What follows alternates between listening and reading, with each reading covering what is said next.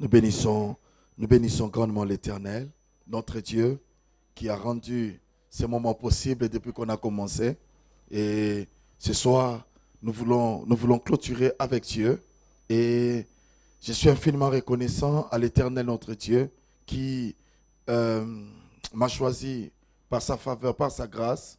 Ce n'est pas parce que j'ai mérité, mais c'est parce qu'il a bien voulu que je sois parmi l'orateur pendant ces 3 jours. Et j'ai béni le nom de l'Éternel pour cela. Et je veux encore rendre grâce au Seigneur pour le bishop Eli qui a cru en mon ministère. Vous savez, c'est très important lorsque vous allez prêcher quelque part, qu'on ne vous tolère pas, mais qu'on accepte votre onction.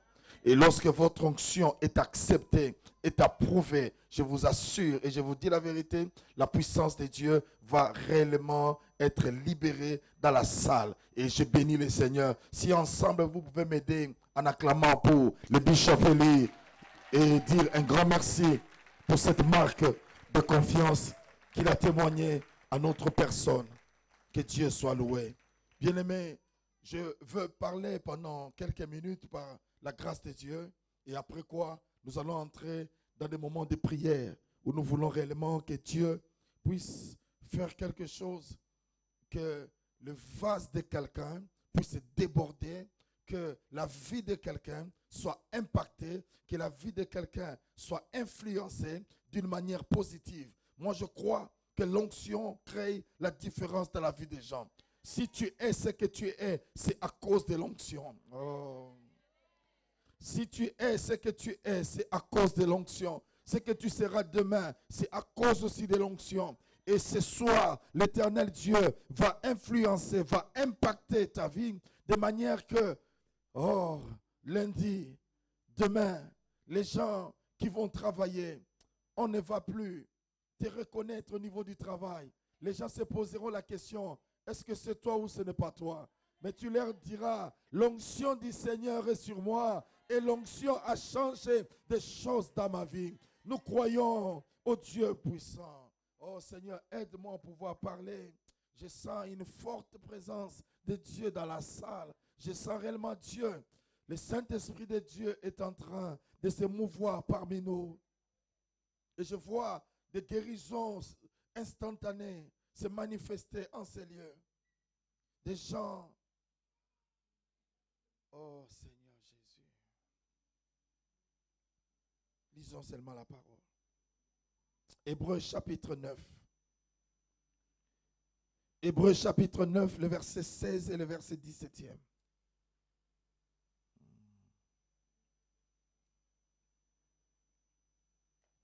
Hébreux chapitre 9e, verset 16e au verset 17e.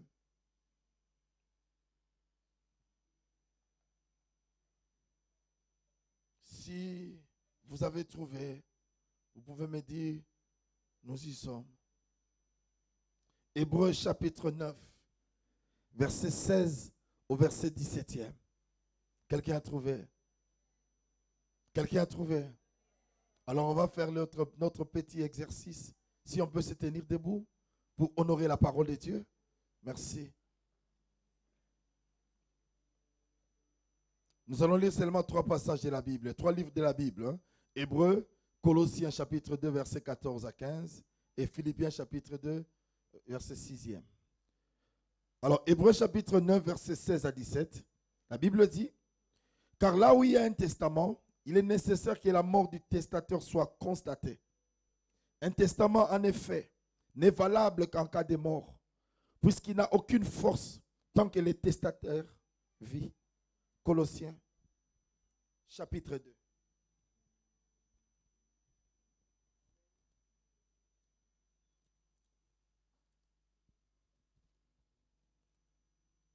Colossiens, chapitre 2, verset 14 au verset 15e. Colossiens 2, 14 à 15. La Bible dit, « Il a effacé l'acte dont les ordonnances nous condamnaient et qui subsistait contre nous, et il a éliminé en le clouant à la croix. Il a dépouillé les dominations et les autorités et les a livrées publiquement en spectacle en triomphant d'elles par la croix. » Philippiens chapitre 2. Nous allons terminer par là. Philippiens chapitre 2 à partir du verset 6e. On peut commencer à partir du verset 5. Ayez en vous les sentiments qui étaient en Jésus-Christ, existant en forme de Dieu. Il n'a point regardé son égalité avec Dieu comme une proie à arracher, mais il s'est dépouillé lui-même en prenant une forme de serviteur, en devenant semblable aux hommes, et il apparut comme un vrai homme. Il s'est humilié lui-même, se rendant obéissant jusqu'à la mort, même jusqu'à la mort de la croix. Verset 9. C'est pourquoi aussi Dieu l'a souverainement élevé et lui a donné le nom qui est élevé au-dessus de tout nom, afin qu'au nom de Jésus, tout genou fléchisse dans les cieux, sur la terre et sous la terre, et que toute langue confesse que Jésus-Christ est Seigneur, à la gloire du Dieu le Père. Notre Dieu, notre Roi, nous avons promis ce soir, élever Jésus dans une autre dimension. Mon Dieu, nous sommes là, je suis là, ce peuple est là, pour voir ta gloire, pour expérimenter, mon Dieu, du surnaturel. Et je libère, éternel, l'onction de Dieu. Je libère la puissance du surnaturel en ces lieux. Bénis ton peuple. Et quelqu'un donne Amen. Un Amen est bon. On peut s'asseoir dans la présence de Dieu. Bien-aimés, nous voulons partager pendant quelques minutes sur un petit thème que j'intitule les testaments. Nous voulons parler sur les testaments. Ce n'est pas que je suis venu pour annoncer ta mort prochaine, non. Mais je suis venu pour qu'on puisse comprendre le bienfait du testament. Quelqu'un me dit Amen. Alors la Bible dit dans les livres des Hébreux, car là où il y a un testament, il est nécessaire que la mort du testateur soit constatée. Alors quand on parle du testament, testament vient de diathèque. Diathèque qui veut dire seulement la dernière volonté exprimée. En anglais, on dit the will. The will, c'est le testament. Cela veut dire la dernière volonté d'une personne. Vous pouvez être avec quelqu'un, vous passez du temps. Mais si on vous apprenait que la personne venait de partir, venait de mourir, la question qu'on se pose généralement, quelle a été la dernière parole? Même si dans sa vie, la personne parlait trop, mais les gens poseront la question de savoir quelle a été sa dernière parole. Parce que c'est la dernière parole qui compte. Et la Bible nous dit, car là où il y a un testament, il est nécessaire que la mort soit aussi, la mort du testateur soit constatée. Avant d'entrer un peu de là encore plus loin, rapidement j'ai fait une recherche par rapport au testament. Et j'ai trouvé qu'il y a 4 types de testaments sur la terre, d'après les juristes, d'après le droit. Ça dépend d'un pays à un autre. Mais j'ai pu quand même relever 4 types de testaments. Le premier testament, c'est un testament qu'on appelle testament holographe. Qu'est-ce que cela veut dire un testament holographe? C'est le plus simple et le moins onéreux. Il suffit d'être écrit, daté et signé de ta main pour que cela soit valable. Ça, c'est le plus simple. Mais le problème avec ce testament est falsifiable. Quelqu'un qui a fait la calligraphie peut bien imiter ton écriture, peut bien imiter ta signature. Si au lieu de laisser tes biens à Samuel, on peut facilement changer cela en Samuela.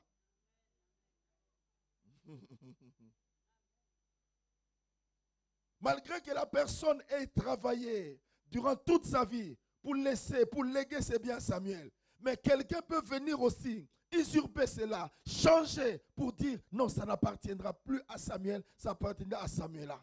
Et les gens regardent l'écriture, ils peuvent faire sortir des papiers en disant non, mais regarde, c'est son écriture, c'est sa signature. Ça, c'est le testament holographe. Le deuxième type de testament, c'est le testament qu'on appelle testament mystique.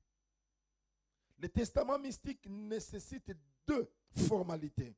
C'est-à-dire, doit être rédigé à la main et le mettre dans une enveloppe cachetée, puis la remettre à un notaire qui dresse un acte de souscription. Ça aussi, ce testament aussi est faillible, parce qu'on peut toujours falsifier. Parce qu'il y a des gens aussi dans leur vie, tu penses que tu vis, mais ta vie a été falsifiée. Ta vie a été imitée. C'est pourquoi, ma soeur, mon frère, n'accepte jamais de vivre une vie de copie. Tu dois chercher à vivre l'originalité dans ta vie. Même si quelqu'un n'accepte pas, ce n'est pas ton problème, mais toi, vis ton originalité.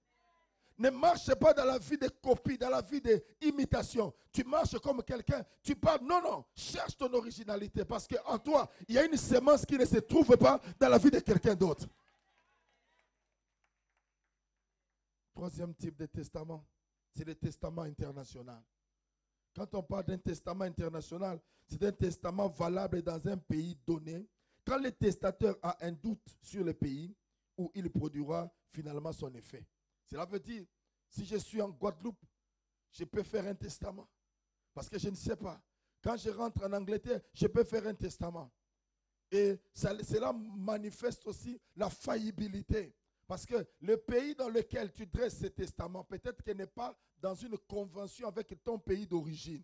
Qu'est-ce qui va se passer? Ce testament sera caduc, n'aura pas d'effet. Alors quelqu'un d'autre peut se présenter en disant non, moi avant de partir, il m'a dit ceci, donc moi je prends possession. Et la loi de ce fait lui donnera directement l'authentification ou l'héritage de tous les biens.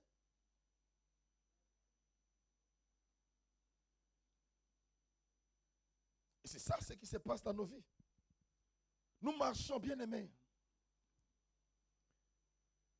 La Bible dit, Abraham, malgré qu'il marchait, il était appuyé toujours sur son bâton. Moïse, pendant qu'il marchait, il était toujours appuyé sur son bâton. Pourquoi? Parce qu'il était un pèlerin sur cette terre. Nous sommes des passagers. Nous passerons, bien-aimés. La vie, elle est brève. La vie, elle est courte. Il suffit d'un petit rien. Ta vie peut basculer. Ne blague pas avec la vie. Aujourd'hui, on m'a appris, il y a une chanteuse congolaise qui est décédée. Elle était en retraite. Elle est décédée. Le matin, elle était avec les gens. Mais le soir, elle est partie. Elle est entrée dans l'histoire. Mais je veux dire à quelqu'un, toi, tu n'entreras pas dans l'histoire d'une manière subite. J'ai dit, tu n'entreras pas dans l'histoire d'une manière subite et inopinée. Mais tu entreras dans l'histoire après que Dieu ait fini ce qu'il doit accomplir dans ta vie. Tu peux être un jumeau, mais les promesses de Dieu ne sont pas jumelles. Tu n'as pas compris. J'ai dit, tu peux être jumeau. Vous êtes nés le même jour, mais il y a un problème, c'est qu'il y a une différence d'heure. Alors ta promesse ne sera jamais jumelle pour dire, je veux que avant que Dieu fasse, d'aussi faire cela pour mon jumeau ou pour ma jumelle. Ce n'est pas biblique.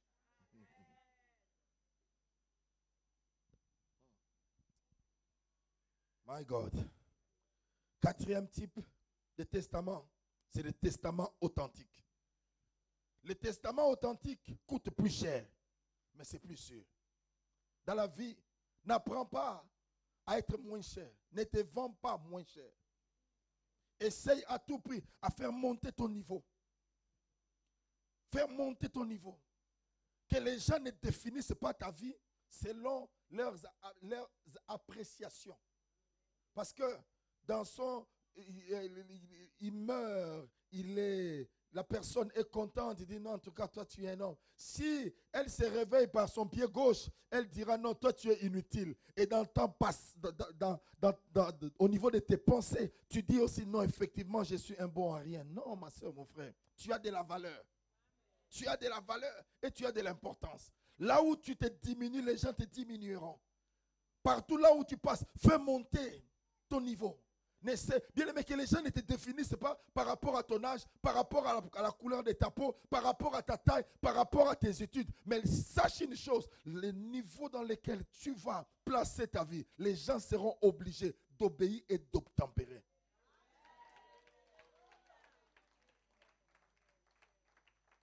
Tu n'es pas le moindre des hommes. Comme j'avais dit, nous ne sommes pas là en complément circonstanciel d'accompagnement.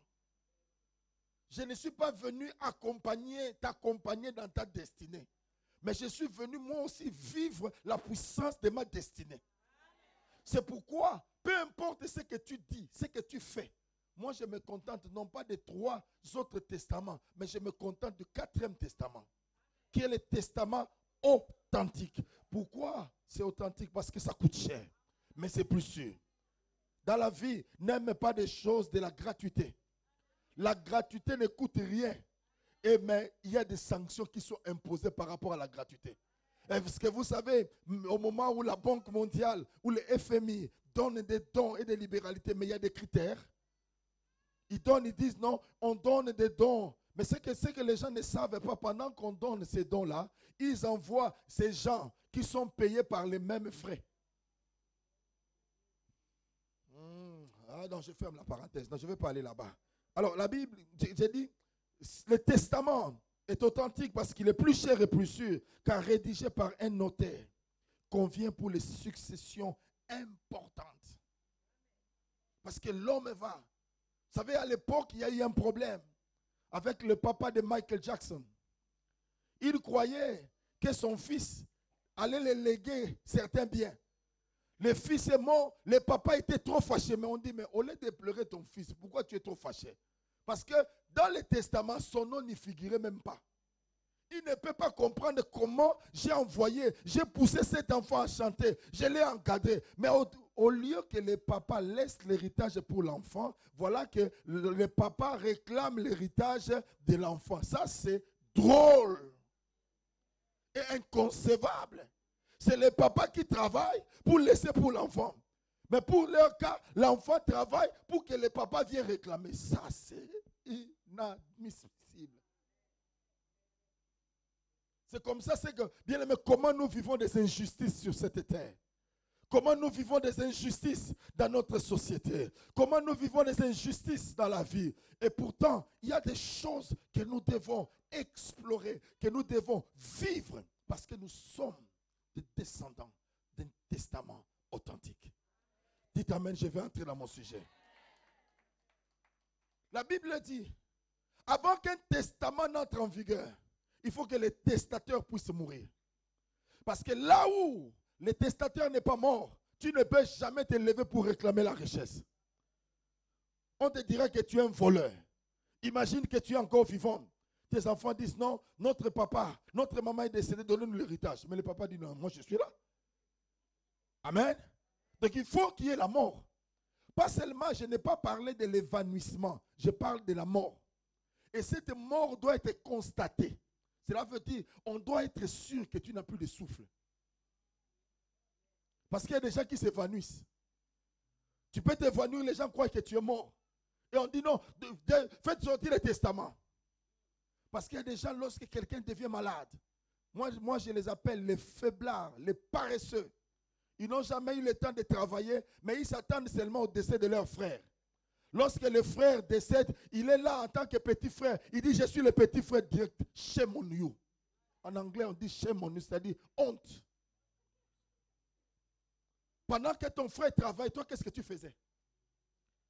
Au lieu que la succession se passe auprès des enfants, toi, un grand-papa, tu vas réclamer les richesses de ton frère. Ce sont les biens de mon frère. Tu n'as pas honte.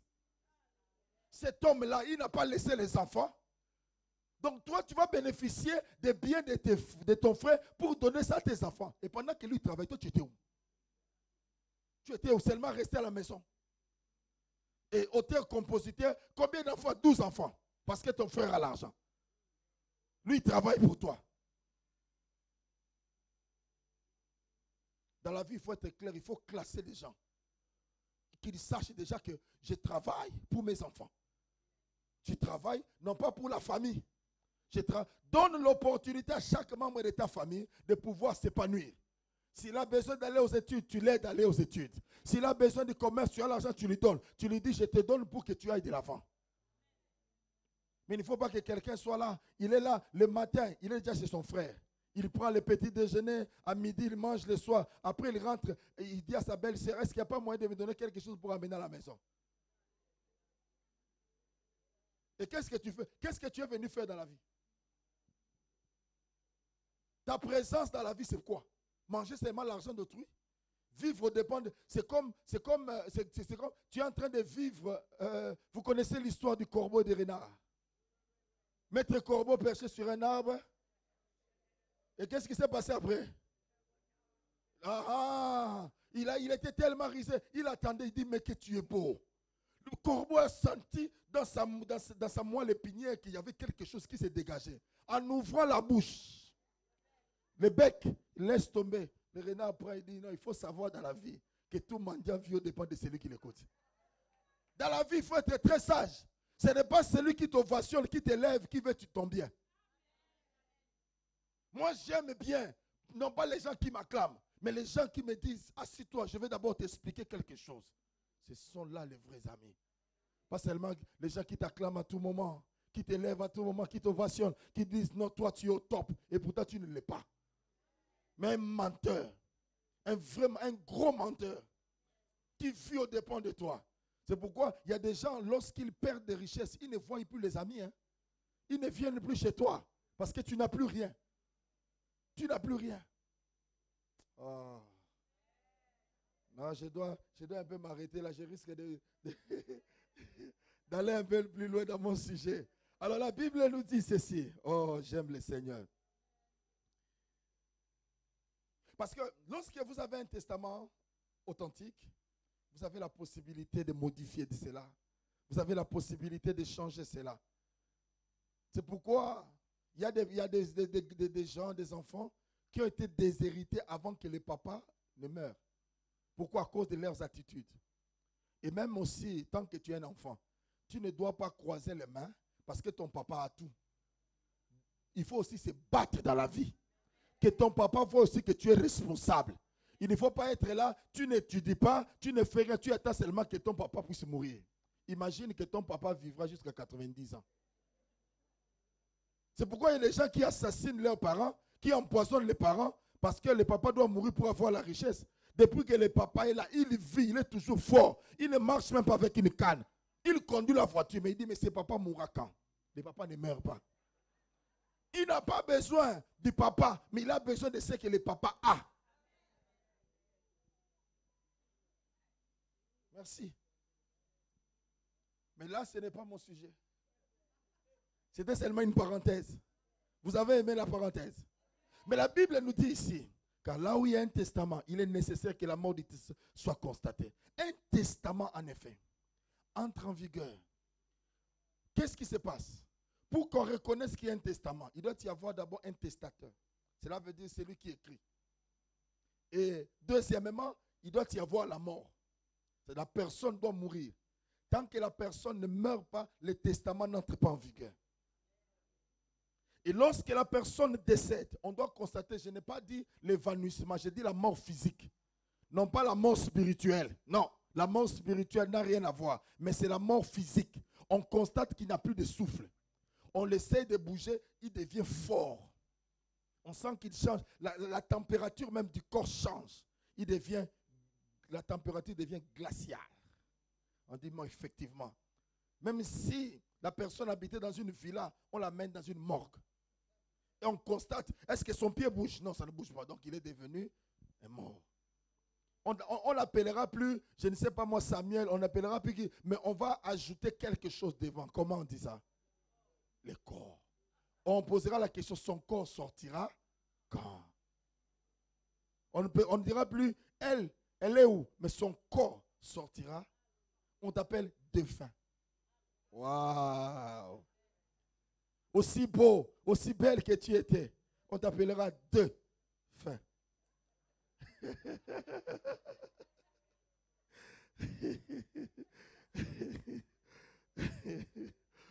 Oh Jésus. Tant que l'auteur du testament reste en vie, les avantages et dispositions contenus dans son testament ne constituent que des promesses. Ce ne sont que des promesses. Il faut attendre que la personne décède. Mais alors, la Bible nous dit que Jésus, qui est venu sur la terre, les gens l'ont vu naître. Je me rappelle de notre frère Siméon. Lorsqu'on amène le petit Jésus, Siméon était là. Il regardait. Il était au temple, juste à l'entrée, parce qu'il y avait une promesse. On ne peut jamais mourir tant que la promesse ne s'accomplit pas. Dites Amen. Dites Amen. Mais je vais ouvrir une parenthèse pour dire, par ta négligence, tu peux mourir et rater ta promesse. Moïse, Dieu devait le tuer si ce n'était pas Séphora qui l'a aidé par la circoncision. Et Dieu a préservé Moïse. Il ne faut pas seulement déclarer, mais il faut savoir une réalité. Comment tu marches avec Dieu. Mais Jésus est venu.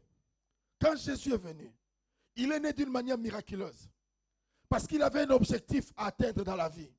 L'objectif, c'était quoi? De racheter toute l'humanité, de racheter la personne. Non pas des péchés, mais du péché, de la racine. Parce que la racine doit être enlevée. Bien-aimé, si un arbre possède toujours des racines, la racine aura la possibilité d'attirer les sèves.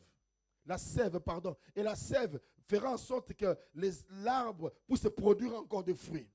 Mais l'arbre peut être là, mais lorsqu'on coupe la racine principale, l'arbre sera appelé à sécher. Et Jésus, quand il est venu, les Juifs s'attendaient qu'il vienne pour changer, pour les libérer de l'esclavagisme des Romains. Parce qu'à l'époque, c'était des Romains. L'Empire romain était l'empire dominant. Ils étaient tellement forts. Et les Juifs se disaient, non, nous attendons le Messia. Le Messia doit venir pour nous aider, pour nous libérer. Mais ils ont vu, ils attendaient que le Messia puisse naître selon les promesses de Dieu. Ce Messia devait naître dans la famille, dans la lignée de David. La lignée davidique, c'est la lignée royale, la lignée de Juda. Et quand Jacob bénissait Juda, Jacob a dit, le sceptre ne quittera pas Juda. Cela veut dire la royauté est pour Juda. Les autres là vont travailler, mais la royauté est pour Juda. Et lorsque David, et vous allez voir même Joseph, il sort de là. Mais Dieu a choisi quelqu'un d'informe et vide pour que l'humanité puisse changer. Et je vais dire à quelqu'un, l'Éternel t'a choisi. Peu importe l'origine de ta famille, peu importe que ta famille ne porte pas de nom, mais Dieu t'a choisi afin que tu apportes la nouveauté dans la société, dans la ville, dans ce pays. Dieu t'a choisi afin que la gloire de l'Éternel puisse se manifester. Ne regarde pas la nature extérieure, ne regarde pas d'où tu sors. Bien-aimé, l'origine, là où tu viens, Dieu a la capacité de changer cela.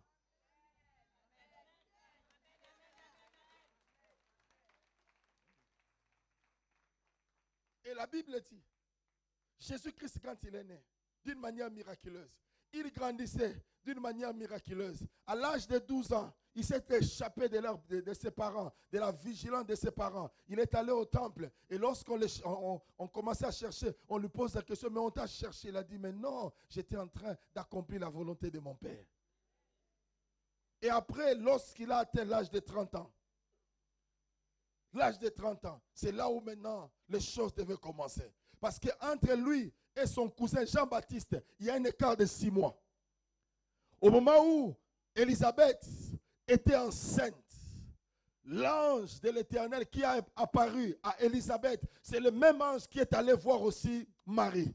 Il dit, je vous salue Marie parce que tu as trouvé une grâce que les autres n'ont pas. Je vais dire aussi à quelqu'un, tu as trouvé une grâce que les autres n'ont pas. Si c'était moi à ta place, j'allais dire, où se trouve la maman? Ah, voilà maman, je te cherchais. Maman, laisse-moi me focaliser sur toi parce que vous prenez ça bien. Vous avez trouvé grâce. Bien aimé, la faveur, c'est quelque chose d'immérité. Mais Dieu trouve que, malgré ce que tu es, Dieu peut t'utiliser. Les hommes qui ont été utilisés dans la Bible, ce sont des gens qui étaient incompétents, qui n'avaient pas beaucoup de qualités. Mais Dieu les a pris et les a dotés de qualités. David, qui était derrière les brebis, il a tué les ours, il n'y avait personne. Mais le jour où il s'est présenté devant Goliath, il avait la capacité de tuer Goliath parce qu'il a vu l'ours tuer, il a vu les lions morts dans sa présence. Ah, quand tu remportes des victoires dans le secret, laisse-moi te dire, c'est du néant que quelque chose peut apparaître.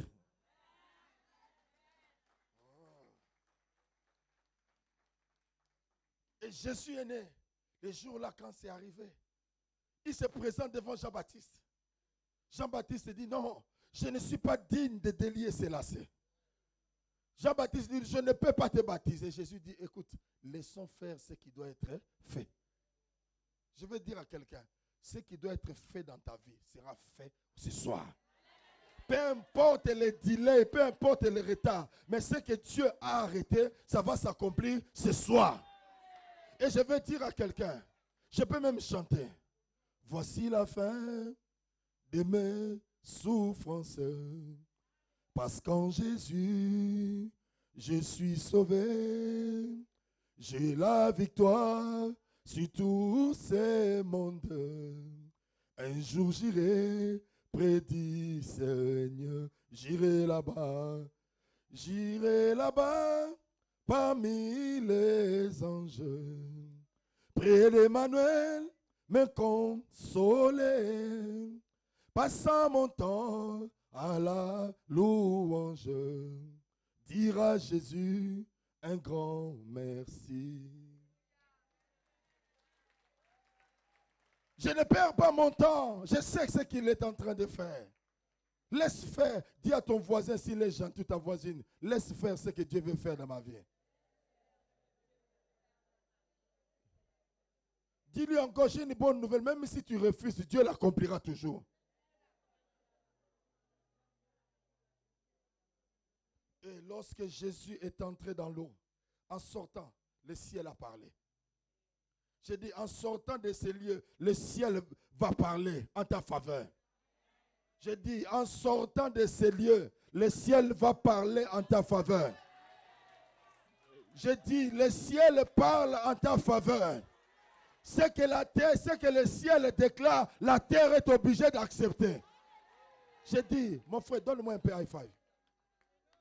Ce que le ciel déclare, la terre est obligée d'accepter.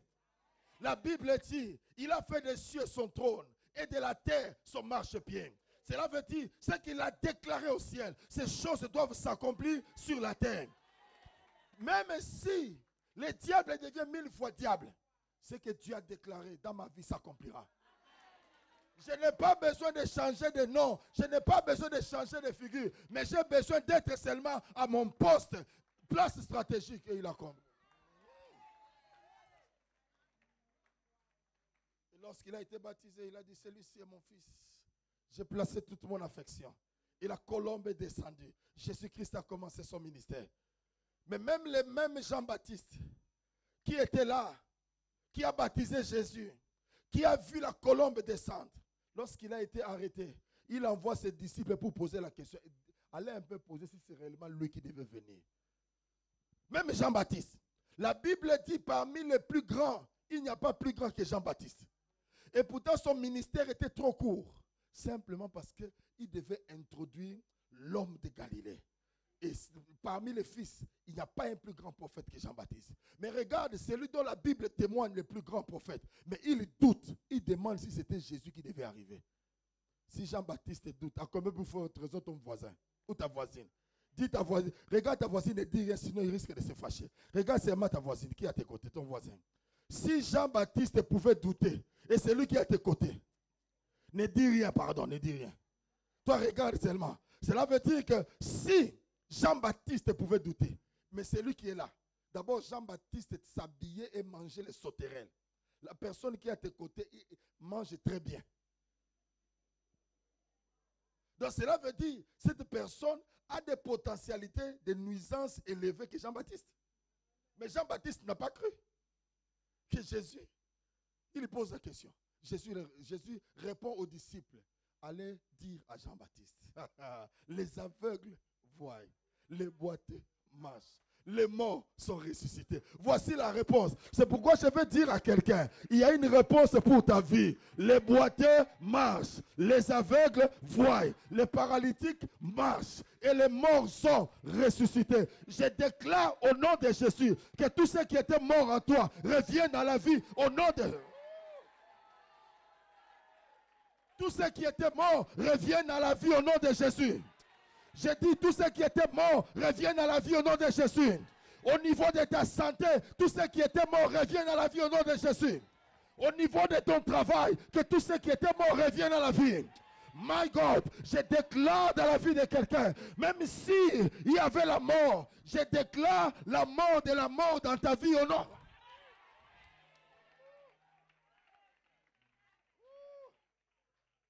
Même si on a dit c'est le cancer, moi je vais canceller le cancer dans ta vie. Cela veut dire je vais annuler le cancer dans ta vie. La puissance de Dieu change les choses, bien-aimés. Il y avait une femme qui souffrait de la stérilité du second degré. Et cette femme servait le Seigneur dans l'église. Je regarde la sœur. Je lui pose la question. Tu ne veux plus d'enfants ou bien qu'est-ce qui se passe? La sœur me dit poliment et gentiment, pasteur, les enfants ne viennent plus. Je dis, comment expliquer, toi tu sers le Seigneur, tu payes ta dîme, tu donnes les offrandes, les enfants ne viennent plus. Par rapport à quoi? J'ai dit, ma soeur, lève-toi. Moi je déclare devant les gens. J'ai dit, ma soeur, lève-toi. J'ai dit, en tant que prophète de l'Éternel, je prie pour toi, tu vas enfanter. Je ne dis pas que non, tu vas seulement enfanter. Je donne aussi la précision. Tu vas enfanter d'une fille. Et la fillette répondant de Rachel. Cette femme, cette dame, avait son mari qui était un païen gentil. Vous savez, il y a des gens qui sont des païens gentils, qui n'empêchent pas les femmes d'aller à l'église. Mais elles ne viennent pas. Ce sont des païens gentils. Ils sont très dangereux à la conversion. Et la maman va dire à son mari, mon pasteur m'a dit que j'aurai un enfant, une fille, qui répondra de Rachel. Et moi, je ne savais pas. 2-3 mois après, je vois la maman qui était régulière à l'église. La maman ne vient plus souvent. Je vais visiter. Maman, mais ces derniers temps, je ne te vois plus. Il dit, pasteur, c'est que tu avais déclaré. Il y a des choses qui se passent dans mon ventre. J'ai dit, ça là, on ne parle plus trop. La maman entre ses mains, prend l'enveloppe, me donne. Ça, c'est l'enveloppe de l'action de grâce. J'ai dit, donc c'est bon. C'est qu'il y a quelque chose dedans. J'ai dit, maman, repose-toi. Moi, après l'église, je veux commencer à passer. Et 9 mois après, cette maman a accouché d'une fille et qui répond au nom de Rachel. Jusqu'aujourd'hui, cette fillette est devenue fille à cause de la puissance du testament authentique. Et pourquoi je le dis? Parce que lorsque Jésus a fini sa mission, on l'a persécuté. Jésus n'a pas été évanoui, comme disent les autres fausses sciences. Dis non, Jésus-Christ a été évanoui. Et même à cause des douleurs, lorsqu'on tuait quelqu'un en Israël, on devait lui donner du vinaigre.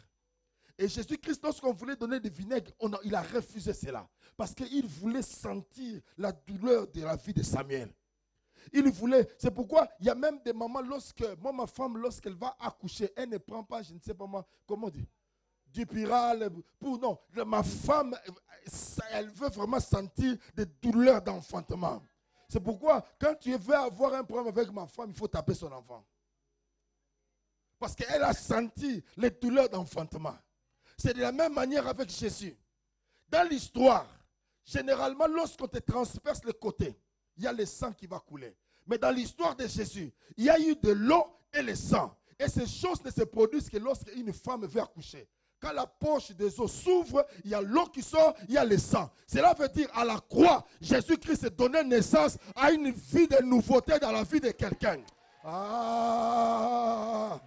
Il donnait la nouveauté. Il donnait la nouveauté dans la vie de quelqu'un. Il ne voulait pas être comme tout le monde. Mais quand ces choses se sont accomplies, Jésus s'est écrié. Tout. Ne soyez pas pressés. Le tout là est inclusif. Cela veut dire que le tout englobe tout. Il a crié tout. Pas encore. Parce que les gens ne voulaient pas croire. Mais lui, il a crié tout. Pas encore. Pas encore. Pas encore. Parce qu'il y avait des choses qui devaient se passer. Il y avait des situations qui devaient changer. Automatiquement, pendant qu'il parlait, il a dit tout. Doucement. Il a dit tout. Dis avec moi tout. Ton tout là est tout. Dis avec moi tout. Tout là est inclusif. Ça englobe tout. Dans tout, il y a. Vous avez peur. Dans tout, il y a quoi? Dans tout, il y a quoi? Dans tout, il y a tout. Donc cela veut dire le tout là, il y a tout dans tout. Donc cela veut dire tout. Et il a dit tout est accompli. Et la Bible dit, lorsqu'il parla, il expira et il mourra. Mais la Bible nous dit, un testament ne doit entrer en vigueur que si le testateur est mort. C'est pourquoi on devait attester que Jésus était réellement mort pour que le testament de notre vie entre en vigueur. Et pendant ce temps, on devait broyer les os de tous les morts. On a commencé par les brigands qui étaient de l'autre côté. On a brisé les os. De l'autre, on a brisé. Mais quand c'est arrivé auprès de Jésus, il y avait une promesse de Dieu qui déclara, on ne peut jamais briser ses os. Et automatiquement, on a réclamé le corps de Jésus. Jésus est descendu. On a vu bien qu'il était bel et bien mort. C'était attesté. Et ils ont pris le soin de voir qu'il devait mourir. Mais ce qu'ils ne savaient pas, c'était l'accomplissement de la promesse de Dieu. Bien-aimé, Dieu, par rapport à la promesse, il est infaillible. Peu importe le temps que cela va prendre, ce que Dieu a dit, ça va s'accomplir. L'infaillibilité de la promesse dépend de l'infaillibilité de la personne qui l'a déclarée.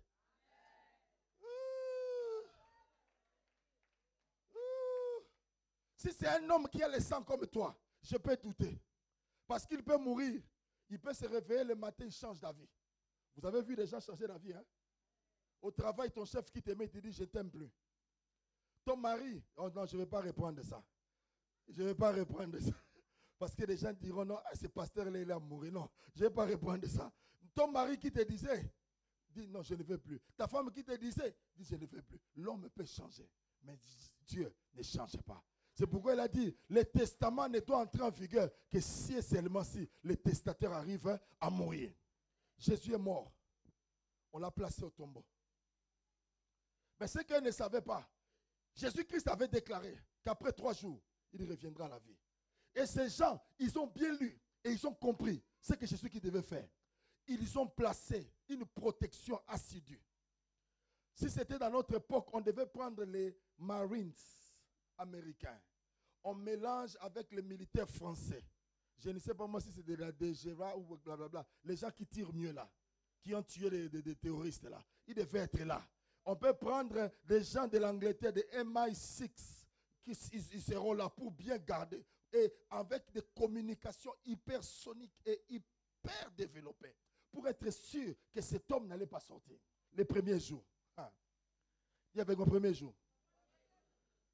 Rien ne s'est passé. Même les disciples se posaient la question, mais il a dit, qu'est-ce qui se passe? Pourquoi il n'y a rien qui arrive? Mais lui n'avait pas dit le premier jour. Tu es au premier jour de ta vie. Il n'avait pas dit le premier jour. Pourquoi tu es fatigué? Il y a des gens qui entrent dans la course, dès le premier jour, ils sont déjà fatigués. Ils ne peuvent plus faire quoi que ce soit. Mais lui n'avait pas dit le premier jour. Dis à ton voisin, ce n'est pas le premier jour. Est-ce qu'il est gentil ton voisin? Elle répond toujours, hein? Ok. Deuxième jour, rien ne s'est passé. Maintenant, dans l'intervalle entre le deuxième et troisième jour, il y avait quelque chose qui devait se passer. Parce que le testament devait entrer en vigueur.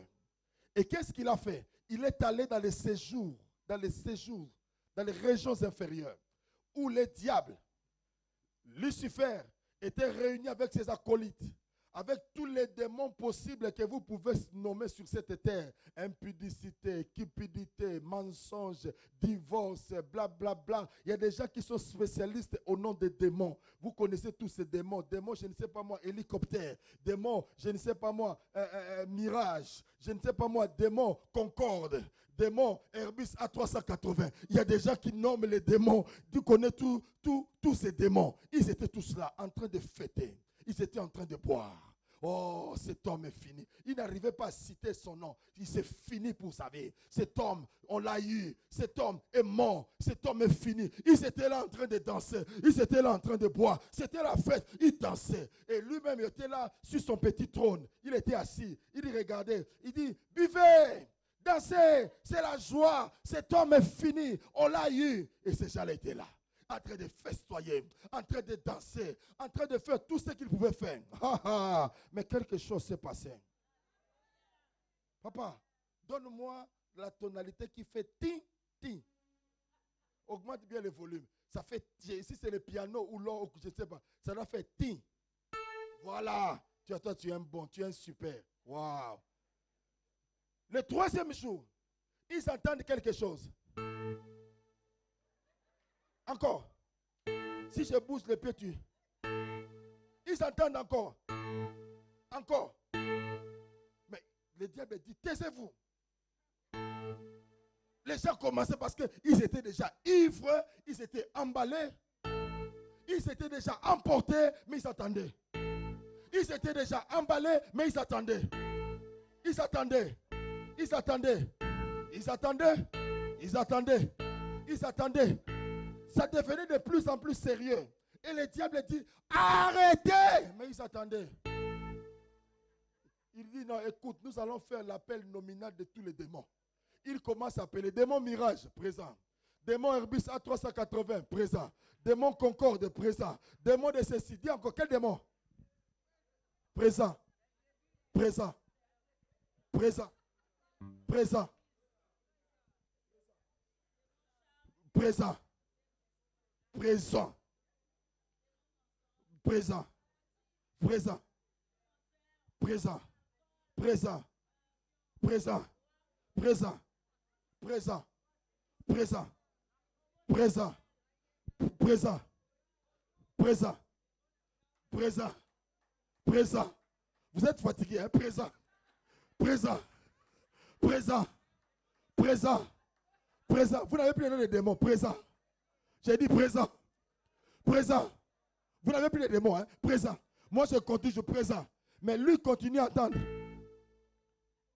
Tous les démons étaient là, mais lui continue à entendre. Encore. Encore. Le diable dit, arrêtez. Maintenant, il entend. Knock. Toc, toc, toc.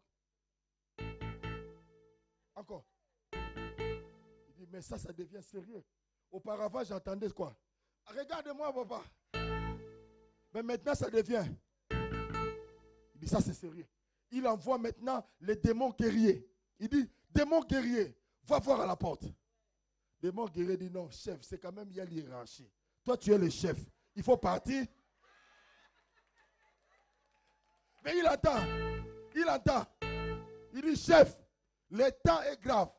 Dans l'armée, c'est le général qui se place. Toi, tu n'as qu'à partir. Le diable dit, vous êtes impoli, taisez-vous. Il dit, chef, on s'était, mais pour partir, on ne partira pas. Mais il attend toujours à la porte. Comme le temps filait, comme il n'y avait plus assez de temps, il attendait. Il attendait. Mais Etcheo m'a dit, mais je suis en train de perdre le temps. Bientôt là, ce sera le 3e jour. Je parle à quelqu'un. Aujourd'hui, c'est ton 3e jour. Non, je dis à quelqu'un, aujourd'hui c'est ton 3e jour. Je dis à quelqu'un, aujourd'hui c'est ton 3e jour. Je dis à quelqu'un, aujourd'hui c'est ton 3e jour. Il entend toujours. Il entend toujours. Il entend toujours. Mais comme l'homme était pressé à cause de la destinée d'une personne, l'homme de Galilée a poussé la porte. Et la porte est tombée. Quand la porte est tombée, la gloire de Dieu est entrée. L'homme qui était sur son siège, bro, il tombe. Et l'homme dit, donne-moi la clé. Donne-moi la clé. Parce qu'Apocalypse nous dit, c'est lui qui ferme et personne n'ouvrira. C'est lui qui a la clé de David. Parce que le testament devait entrer en vigueur. Depuis ce jour-là, ta vie ne doit plus être la même. Je suis en train de parler à quelqu'un. Papa, donne-moi ça. Je suis en train de parler à quelqu'un. Il a pris les clés. Et lorsqu'il a pris les clés, la Bible dit, la terre ne pouvait plus supporter. Je prophétise dans la vie de quelqu'un que la terre, le 3e jour, la terre a vomi. Parce que c'est lui qui était enfermé. C'est lui qui a créé la matière, qui a composé la terre. Et la terre ne pouvait pas arrêter Jésus parce que de par la formation de la nature de Jésus n'était pas comparable à la nature de la terre. Laisse-moi avancer. Parce que Adam, qui a été créé, il a été créé, Dieu a pris la poussière, a créé. C'est pourquoi il est écrit, l'homme est formé de la poussière, il retournera à la poussière. Mais Jésus a été formé par le Saint-Esprit, il doit rentrer aussi par l'Esprit. C'est pourquoi la terre ne pouvait pas retenir Jésus. Et quand il a récupéré les clés, la Bible dit, ils ont entendu un bruit. Jésus-Christ est revenu à la vie. C'est pourquoi la Bible dit, notre testament est entré en vigueur. Et la Bible nous dit dans le livre de Colossiens, à la croix, il a cloué toutes les choses. Vous savez ce qui s'est passé, c'est quoi? Tous ceux qui étaient problèmes, tous ceux qui étaient maladies, sont restés à la croix. On a fait, nous n'avons pas une vie changée, nous avons une vie échangée. Cela veut dire, il a pris notre vie, il nous a donné sa vie. C'est pourquoi la maladie n'a pas la raison d'être dans ta vie. Quand je parle que tu sois guéri quand tu écoutes cela, la maladie n'a pas le droit de rester dans ta vie. Et quand il a récupéré les clés, Jésus-Christ est sorti. Et quand il sortait, la terre n'a pas pu retenir. La pierre s'est enroulée. Mais ce qui est grave, là où on a enterré Jésus, les Juifs étaient bandés de la tête jusqu'aux pieds.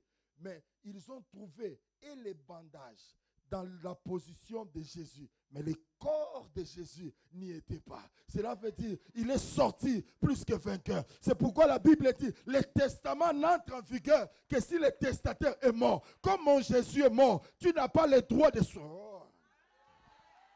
Si mon Jésus était évanoui, tu devais avoir le cancer. Mais comme mon Jésus est ressuscité, tu n'as pas droit au cancer. Pendant que je parle, si tu as un cancer, que cela disparaisse. Tu n'as pas le droit de vivre l'infirmité. S'il y a une infirmité dans ton corps, que la guérison germe promptement. Au nom de Jésus. Si dans ta vie, il y a des difficultés, la Bible dit, il s'est fait pauvre pour nous enrichir. Laisse que l'enrichissement soit ton bon. Que l'Éternel visite ta maison. J'ai dit que l'Éternel visite ta maison. Que tu sois la tête et non la queue. Que tu sois en haut et non en bas. Que tous les démons réunis, que tu sois toujours vainqueur. Il est sorti. La Bible dit, il a dépouillé les dominations. Vous le comprenez, quand on parle de dépouillement, cela veut dire qu'ils avaient des galons. Il commence à enlever des galons. C'est lui qui était général.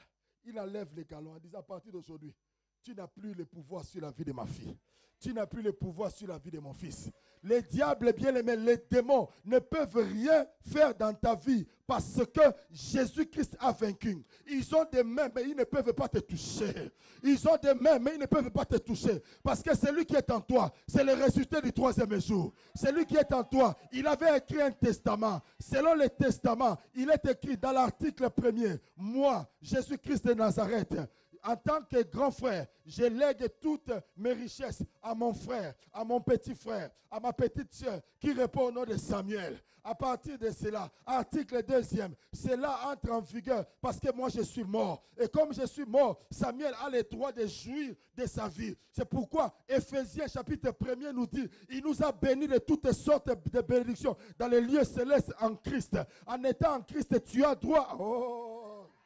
Si je parlais de ces choses quelque part, si j'étais en train de déclarer de ces choses quelque part, quelqu'un serait là en train de sauter et de crier en disant c'est moi. Si je parle de ces choses quelque part, quelqu'un sera dans la joie et de retenir et de prendre sa bénédiction. Tu as droit à la vie, tu as droit à la santé, tu as droit au succès, tu as droit à l'élévation, tu as droit à la puissance, tu as droit, j'ai dit tu as le droit, tu as le droit sur les démons. Les démons sont sous nos pieds, les démons sont sous nos pieds, la maladie sous. Je parle à quelqu'un.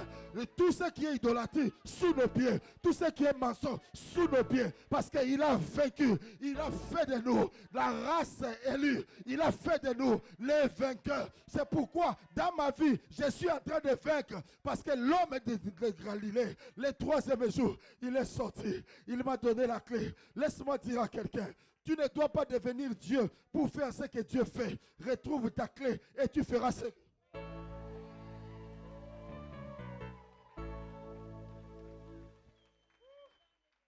Qu'est-ce que vous voulez que je vous dise encore? Parce qu'il y a déjà l'onction de Dieu qui descend ici. Il y a déjà la puissance de Dieu. Commence à louer Dieu. Commence à louer Dieu. Les musiciens venaient. Les musiciens venaient m'aider. Commencez déjà à louer Dieu. Commençons à louer Dieu. Loue Dieu. Ceux qui parlent la langue, parlez la langue. Reba kabarabashete.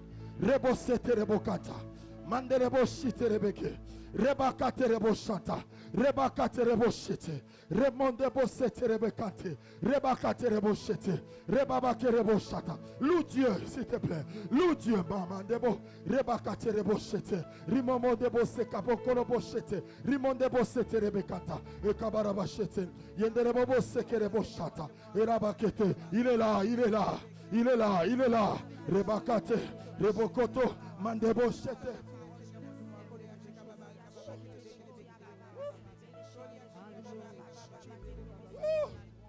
Mandelebo, Kalebo Shakendelebo Santerebo, Mandelebo Santerebo, Yendelebo Shite, Kalebo Shakerebo Santé. Loue Dieu, loue Dieu, loue Dieu de la nouvelle nature.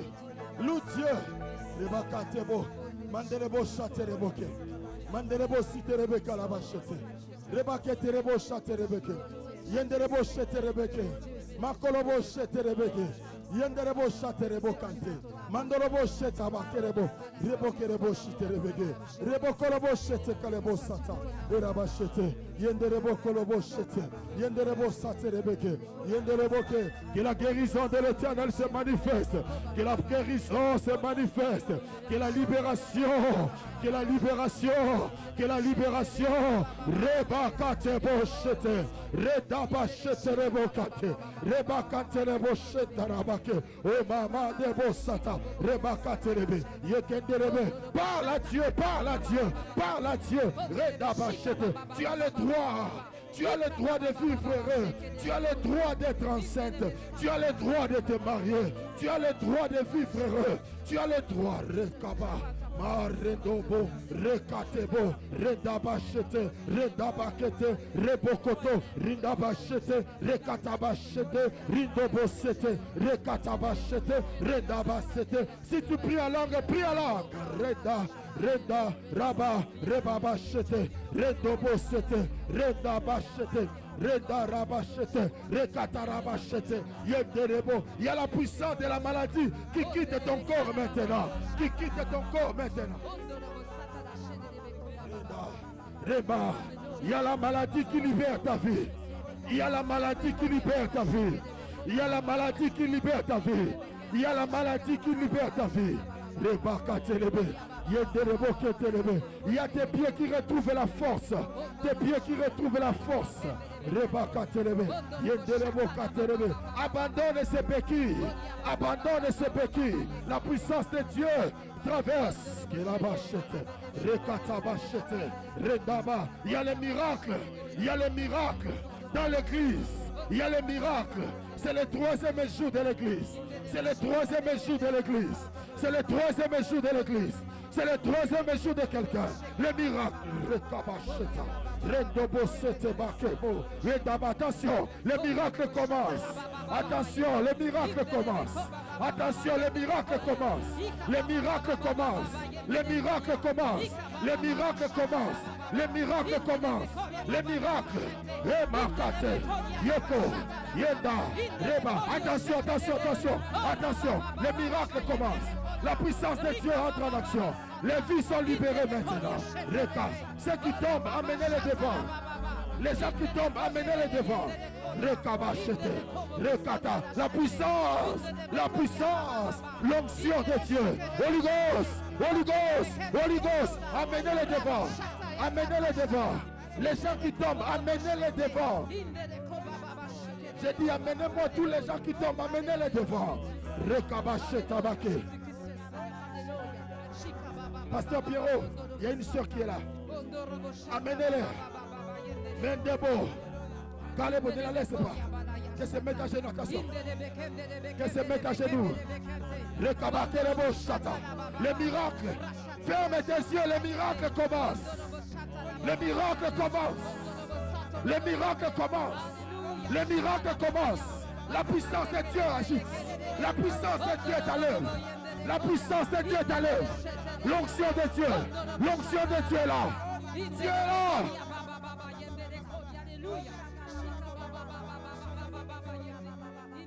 Mettez-les à genoux ici. Qu'elles se mettent à genoux. La puissance. Ferme tes yeux, prie, prie. Ah, ne me regarde pas. Regarde. Rendo. Makorobo. Rebabarabachete. Mandelebochete. L'onction de Dieu. L'onction de Dieu là. L'onction de Dieu là. Rekabacheta. Rebokotobochete. Yedarabacheta. Rebakaterebo. Mandorobochete. C'est le troisième jour. C'est le troisième jour. C'est le troisième jour. La puissance. Je libère l'onction de Dieu. Je libère l'onction des miracles. Je libère. Je libère. Je libère.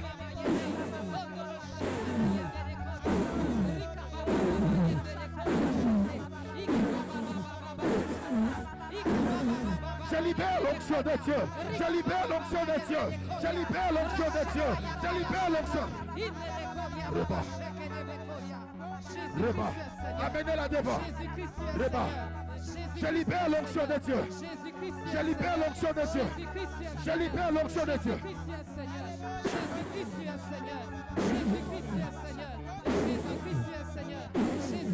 Je libère. Je libère l'onction de Dieu. Je libère l'onction de Dieu. Golaba. Rebochete. Yekolobo.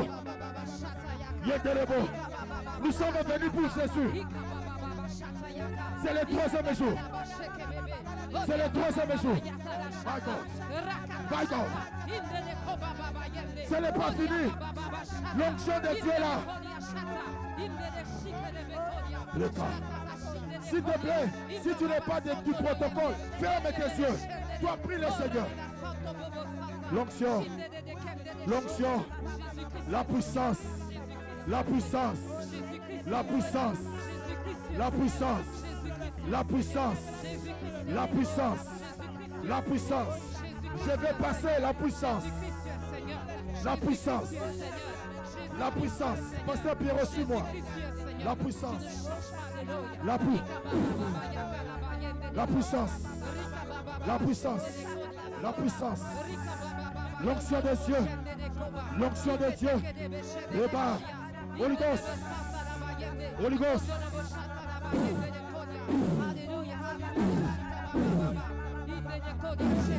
L'onction de Dieu.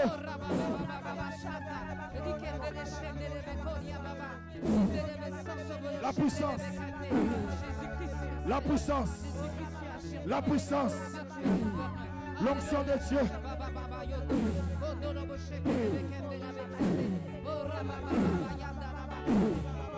L'onction de Dieu.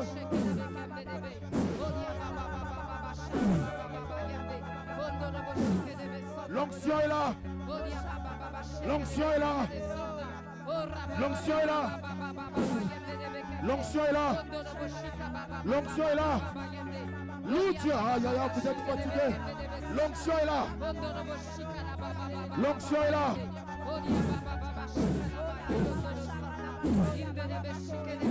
L'onction est là. L'onction est là. L'onction est là. Le Saint-Esprit est à l'œuvre. My God. De la grâce. De la grâce. L'onction de Dieu. L'onction de Dieu. Holy Ghost. Holy Ghost. L'onction de Dieu. L'onction de Dieu. Je libère. Je libère. Ah, Yandaba Shetaba. Makoto Boshete. Makoto Loboshete. Yekobo Sekate Boshete.